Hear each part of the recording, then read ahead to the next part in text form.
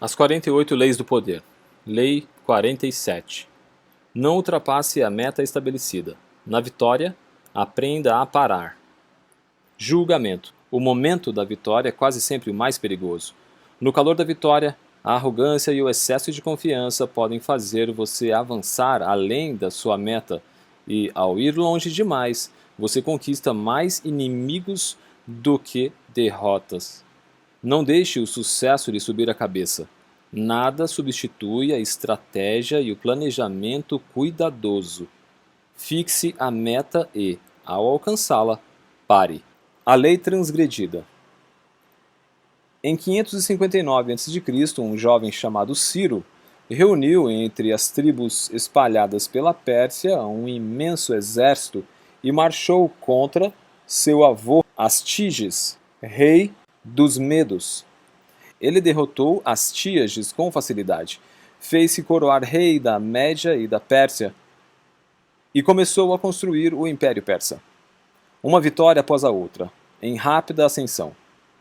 Ciro derrotou Creso, governante da Lídia. Depois conquistou as ilhas Jônicas e outros reinados menores. Marchou sobre a Babilônia e a arrasou. Ficou logo conhecido como Ciro o Grande, rei do mundo. Depois de se apossar das riquezas da Babilônia, Ciro voltou seus olhos para o Oriente, para as tribos semibárbaras de Massagetai, um vasto reino às margens do Mar Cáspio. Uma feroz raça de guerreiros liberados pela rainha Tomíris. Os Massagetai não tinham as riquezas da Babilônia, mas Ciro resolveu atacá-los assim mesmo, acreditando-se sobre-humano e invencível. Os Massagetai caíram facilmente diante dos seus vastos exércitos, tornando o seu império imenso. Em 529 a.C., então Ciro marchou em direção ao largo rio Araxes, porta de entrada do reino dos Massagetai. Enquanto montava acampamento na margem ocidental, ele recebeu uma mensagem da rainha Tomíris. Rei dos Medos, dizia, aconselho a desistir dessa aventura, pois não pode saber se no final ela lhe trará algum benefício. Governe o seu próprio povo e tente suportar a ideia de me ver governar o meu. Mas certamente recusará o meu conselho, pois a última coisa que deseja é viver em paz. Tomíris, confiante na força do seu exército e não desejando retardar uma batalha inevitável, ofereceu-se para retirar suas tropas do seu lado do rio, permitindo que Ciro atravessasse com segurança e combatesse o seu exército na margem oriental, se assim o desejasse. Ciro concordou, mas, em vez de enfrentar logo o inimigo, ele resolveu aplicar um golpe. Os Massagetai conheciam poucos luxos. Depois de atravessar o rio e montar acampamento na margem oriental, Ciro pôs à mesa um sofisticado banquete com fartura de carnes, doces e vinhos forte. Em seguida, deixou ali as suas tropas mais fracas e retirou o resto para o rio. Logo em seguida, um grande destacamento Massagetai atacou o acampamento, matando todos os soldados persas numa feroz batalha. Depois, não conseguindo resistir ao fabuloso festim, abandonados, todos comeram e beberam à vontade. E aí, inevitavelmente, caíram no sono.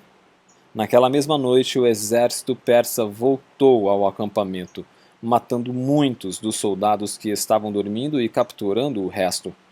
Entre os prisioneiros estava o seu general, um jovem chamado Espargagipses, filho da rainha Tomíris. Quando a rainha soube o que tinha acontecido, enviou uma mensagem a Ciro, repreendendo-o por usar um truque para derrotar o seu exército.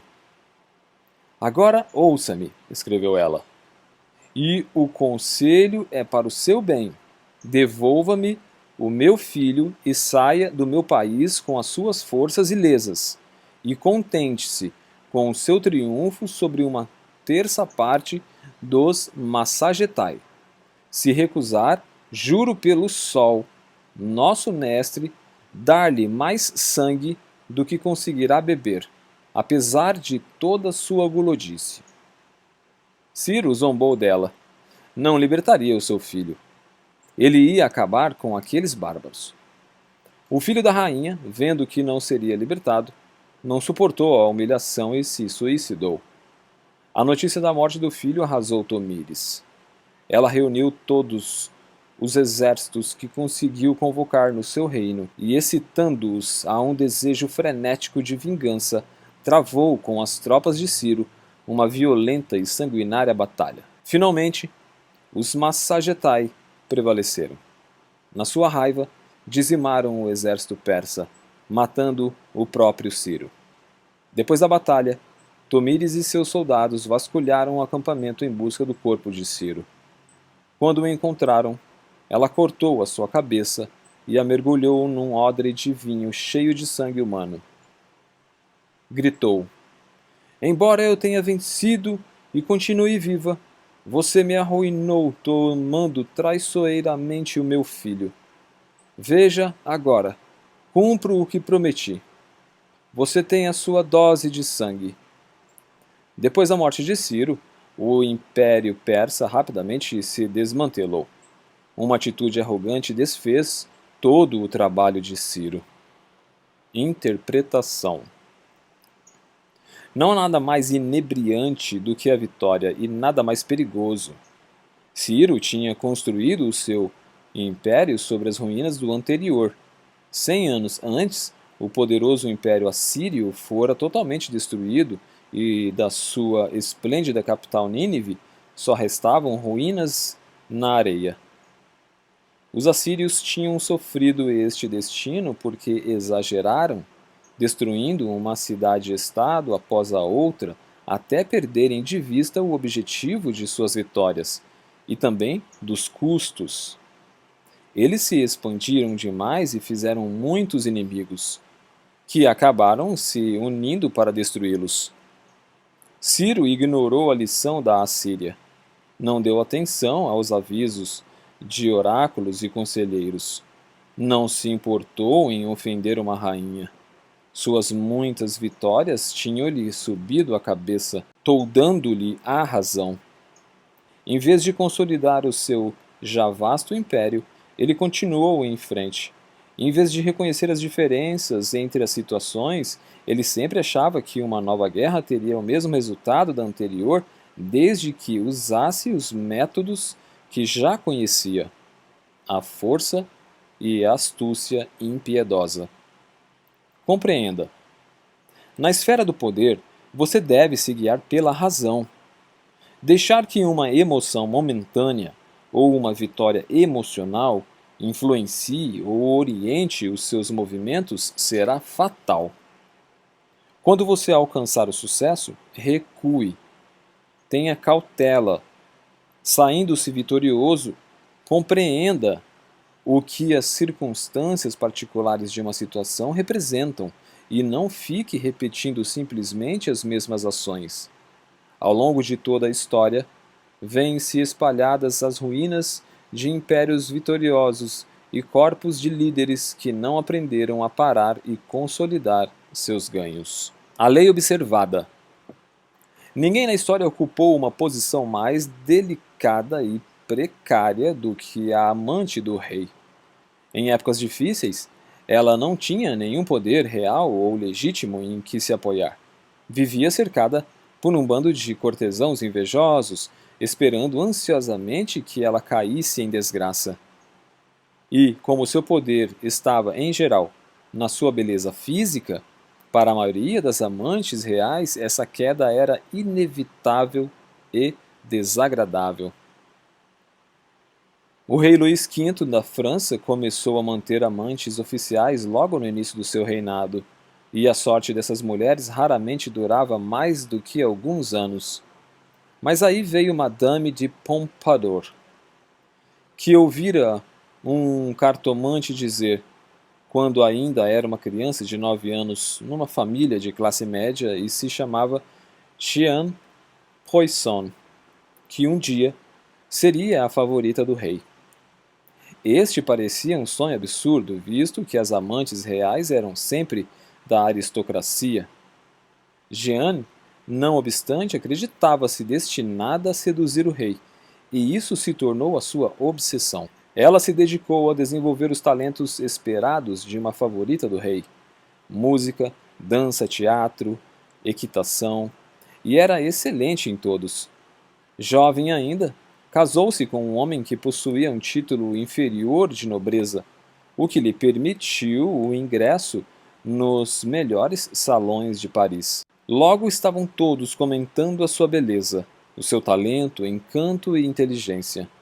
Jeanne Poisson se tornou amiga íntima de Voltaire, Montesquieu e outros grandes intelectuais da época, sem jamais perder de vista a sua meta desde menina: conquistar o coração do rei. Seu marido possuía um palacete no meio de uma floresta onde o rei costumava caçar, e ela começou a passar muito tempo ali. Estudando os movimentos dele como um gavião, ela se certificava de que os dois se esbarrassem, entre aspas, por acaso, quando ela saísse para dar os seus passeios a pé ou na sua esplêndida carruagem, vestida com suas roupas mais atraentes. O rei começou a notá-la. Ia lhe presentear com os animais que caçava. Em 1744, a atual amante de Louis, a duquesa de Chartres, morreu. Jeanne passou para a ofensiva. Ela se punha onde quer que ele estivesse, nos bailes de máscaras em Versalhes, na ópera, onde seus caminhos se cruzassem e onde ela pudesse exibir seus muitos talentos, dançando, cantando, montando a cavalo, sendo coquete. O rei finalmente sucumbiu aos seus encantos e, numa cerimônia em Versalhes, em setembro de 1745, essa moça de 24 anos, filha de um agente bancário de classe média, foi oficialmente apresentada como amante do rei. Ela ganhou o seu quarto particular no palácio, onde o rei podia entrar a qualquer hora, por uma escada secreta e pela porta dos fundos. E como alguns cortesãos se zangaram porque ele tinha escolhido uma mulher de origem inferior, ele as fez marquesa. A partir de então, ela ficou conhecida como Madame de Pompadour. O rei era um homem que se sentia imensuravelmente oprimido à mais leve sensação de monotonia. Madame de Pompadour sabia que mantê-lo sob o seu fascínio significava mantê-lo entretido. Com essa finalidade, ela montava constantemente produções teatrais em Versalhes, nas quais atuava. Organizava caçadas sofisticadas, bailes de máscaras e tudo mais que o mantivesse entretido fora do quarto. Foi benfeitora das artes e árbitro do bom gosto e da moda em toda a França. Os seus inimigos na corte aumentavam a cada novo sucesso, mas Madame de Pompadour se desviava deles com um estilo totalmente novo para uma amante do rei, com extrema polidez. Os esnobes, que se ressentiam de sua origem mais simples, ela conquistou com o seu encanto e graça. E o mais inusitado, ficou amiga da rainha e insistia com Luís XV para que fosse mais atencioso com a sua esposa e a tratasse com mais delicadeza. Até a família real, a contragosto, lhe deu apoio. Para coroar a sua glória, o rei a fez duquesa. A sua influência se fez sentir até na política. Na verdade, ela foi um ministro das Relações Exteriores sem título. Em 1751, quando estava no auge do seu poder, Madame de Pompadour vivenciou sua pior crise. Fisicamente enfraquecida, pelas responsabilidades da sua posição, ela achava cada vez mais difícil satisfazer as exigências do rei na cama. Era aí que normalmente as amantes chegavam ao fim, lutando para manter a sua posição, enquanto a beleza desaparecia. Mas Madame de Pompadour usou uma estratégia. Encorajou o rei a montar uma espécie de bordel, o Parc Cerfs, nos jardins de Versalhes. Ali, o rei de meia-idade poderia ter ligações com as mais belas jovens do reino. Madame de Pompadour sabia que o seu encanto e a sua perspicácia política a tornavam indispensável ao rei. O que teria a temer de uma jovem de 16 anos que não tinha nem o seu poder nem a sua presença? Que importância teria ela perder a sua posição no quarto, desde que continuasse sendo a mulher mais poderosa da França? Para garantir essa posição, ela estreitou a amizade com a rainha, com quem começou a frequentar a igreja.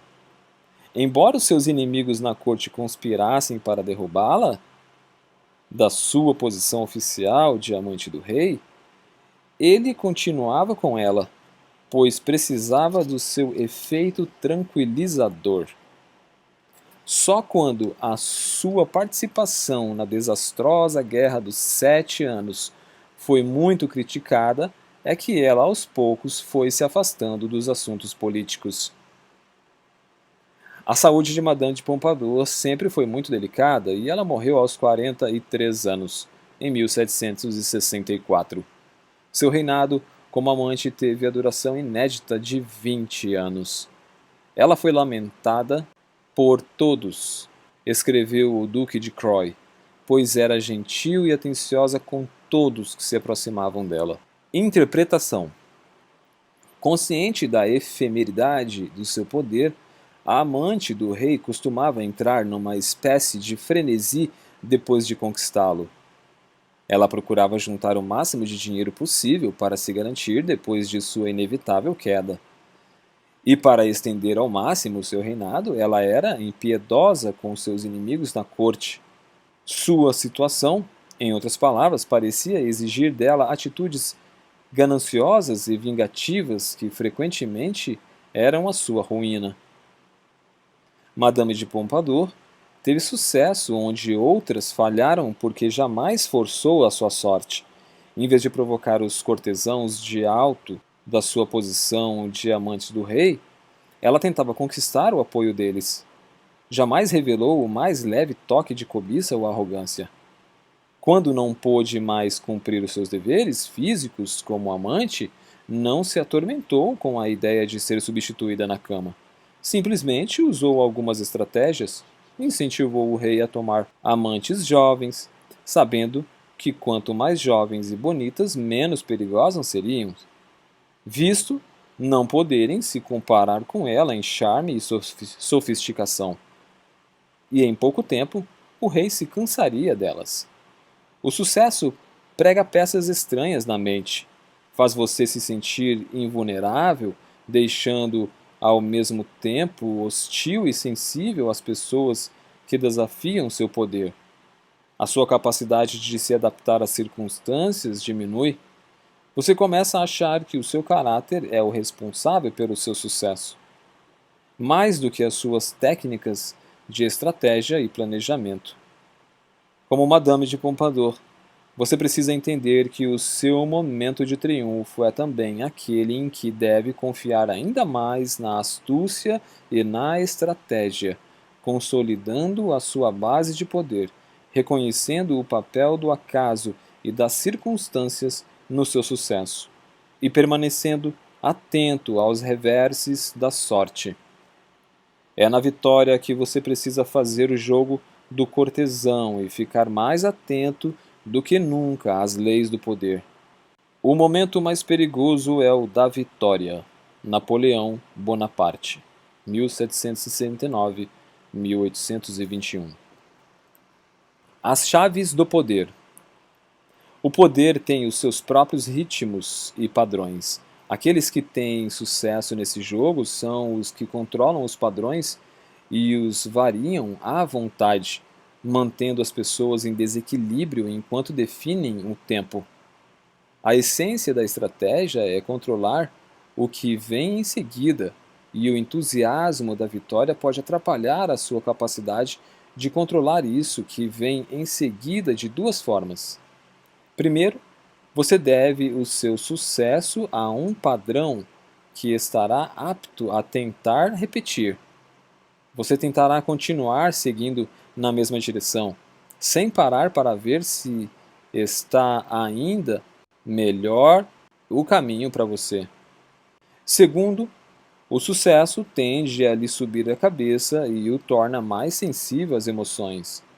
Sentindo-se invulnerável, você faz movimentos agressivos que acabam arruinando a vitória conquistada. A lição é simples. O poderoso varia seus ritmos e padrões, muda de curso, adapta-se às circunstâncias e aprende a improvisar. Em vez de deixar que os seus pés de dançarino o impulsionem para a frente, eles dão um passo atrás e olham para onde estão indo. É como se em suas veias corresse um antídoto para a intoxicação com a vitória, permitindo que controlem suas emoções e deem uma espécie de parada mental quando atingem o sucesso. Eles se aprumam, abrem espaço para refletir sobre o que aconteceu, examinam o papel da sorte e das circunstâncias do seu sucesso. Como se diz nas escolas de equitação, para poder dominar um cavalo é preciso antes ter dominado sobre si próprio. A sorte e a circunstância têm sempre o seu papel no poder. E isto é inevitável e torna o jogo mais interessante. Mas, a despeito do que se pensa, a sorte é mais perigosa do que o azar. O azar dá lições preciosas sobre paciência, tempo oportuno e a necessidade de estar preparado para o pior. A sorte ilude, ensinando o contrário, fazendo você pensar que o seu brilhantismo vai sustentá-lo até o fim. A sorte vira, isto é inevitável, e aí você estará totalmente despreparado. Segundo Maquiavel, esta foi a ruína de César Borgia. Ele teve muitos triunfos. Foi, na verdade, um hábil estrategista, mas teve o azar de ter tido sorte. Teve um papa como pai. Então, quando teve azar de verdade, o pai morreu, não estava preparado para isso e foi devorado pelos muitos inimigos que tinha feito. A mesma sorte que o põe lá em cima ou o sela o seu sucesso mostra que é hora de abrir os olhos. A roda da fortuna o lançará para baixo com a mesma facilidade com que o coloca lá no alto. Preparando-se para a queda, é menos provável que ela o arruine quando acontecer. Quem vivencia uma sequência de sucessos pode pegar uma espécie de febre e, até quando tenta manter a calma, se vê pressionado a ultrapassar a meta estabelecida e mergulhar em águas perigosas por aqueles que se encontram em situação inferior. É preciso ter uma estratégia para lidar com gente desse tipo. Pregando simplesmente a moderação, você vai parecer fraco e simplório, mostrando que não dará continuidade a uma vitória, você pode diminuir o seu poder. Quando Péricles, general e estadista ateniense, liderou uma série de campanhas navais no Mar Negro em 436 a.C., a facilidade dos seus triunfos inflamou o desejo dos atenienses por mais vitórias. Eles sonhavam em conquistar o Egito, invadir a Pérsia e partir para a Sicília. Por um lado, Péricles refreava essas perigosas emoções, alertando sobre os riscos do orgulho excessivo. Por outro, ele os alimentava travando pequenas batalhas que sabia que ia vencer. criando a aparência de estar preservando o ímpeto do sucesso. A habilidade de Péricles neste jogo pode se ver no que aconteceu na sua morte. Os demagogos forçaram Atenas a invadir a Sicília e, num só movimento precipitado, destruíram um império. O ritmo de poder exige uma alternância entre força e astúcia. Força em demasia gera uma contrarreação. Astúcia em excesso, por melhor que seja, torna-se previsível. Trabalhando em nome do seu senhor, o Shogun Oda Nobunaga, o grande general japonês do século XVI e futuro imperador, certa vez planejou uma vitória surpreendente sobre o exército do formidável general Yoshimoto. O Shogun queria ir mais adiante, conquistar e arrasar mais um inimigo poderoso. Mas Hideyoshi o fez lembrar de um antigo provérbio japonês que dizia: depois de conquistar uma vitória, aperte os cordões do capacete. Para Hideyoshi, aquele era o momento em que o Shogun deveria trocar a força pela astúcia e dissimulação, fingindo uma série de alianças para impor seus inimigos uns contra os outros. Assim, ele evitaria oposições desnecessárias geradas por uma aparência demasiadamente agressiva. Essas mudanças de ritmo são muito eficazes.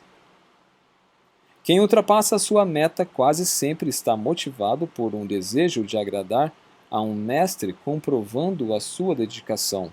Mas esforçando-se demais, você corre o risco de despertar a desconfiança do mestre. Em várias ocasiões, os generais, sob as ordens de Filipe de Macedônia, caíram em desgraça e foram rebaixados de posto imediatamente depois de terem conduzido suas tropas a uma grande vitória.